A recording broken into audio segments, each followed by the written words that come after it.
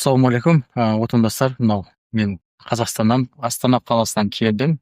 Мынау Наманган қаласына, декор фасадқа үйренуге өзімнің жаңа өнімді өзіміздің термопанель люкске енгіземіз деп, 25-те 30 мынау таза өнім травертиннен жасалған, краскасы жоқ.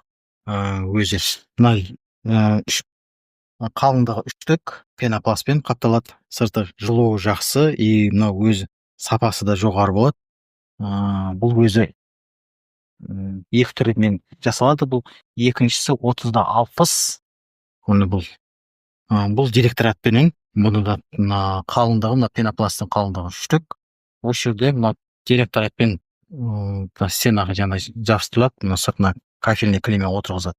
Енді бұның мен үйренгенім, жігіттердің барлығы осы жерде үйретісті, 3 күн болдым.